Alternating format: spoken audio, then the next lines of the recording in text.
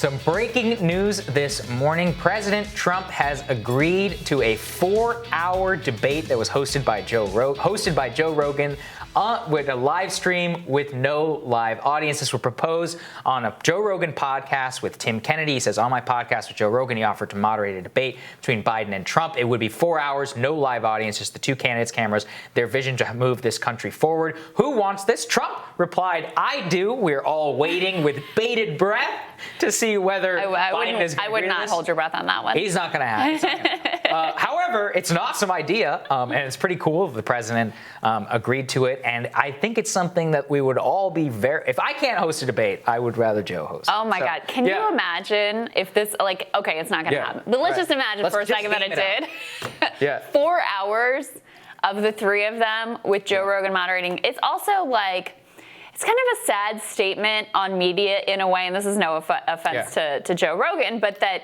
he would be much more trusted as a moderator. He admits this. He's like, I'm a moron. He says it all the time. Than almost anyone who actually is in this industry. Yes. I actually think that he would handle it in a fair way and be fair to both the candidates in a way that I don't particularly have expectations for many other journalists. Now, actually, Chris Wallace is moderating the first debate. I do think that he will do a good job. He has been aggressive. He's been one of the few that's been aggressive in questioning President Trump.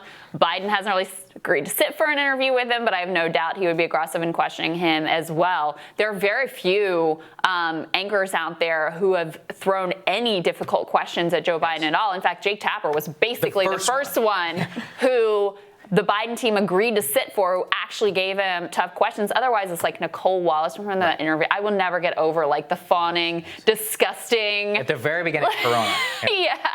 Approach to that as if this was your buddy or your old friend or your uncle rather than a serious potential president of the United States. So that would be an incredible 4 hours and actually worth the time of the American people, unlike what we're likely to get. I would just love some of the questions too. Have either of you smoked DMT? I mean, chimps. I mean, we could go deep for 4 hours, probably learn more about our presidential candidates than we ever have. I actually think he would ask questions that people actually cared about, much more 100%. Much more likely to do so than the Washington Press Corps does. I mean, oftentimes the fixation obviously here has been on Russia and Ukraine and the optics and the civility. And this is not just under this president. For decades now, oftentimes the questions you get are very disconnected from the daily lives and reality and what people actually care about and want to know from their presidential contenders. A lot of people forget this, but some of the best debates we ever had in our country were when the League of Women's Voters actually ran it in order to get around FCC fairness doctrine rules, in order to make sure that you didn't have to have all the candidates up there.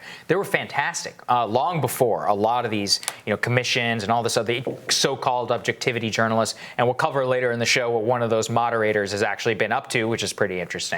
And really just goes to the rot at the heart of Washington.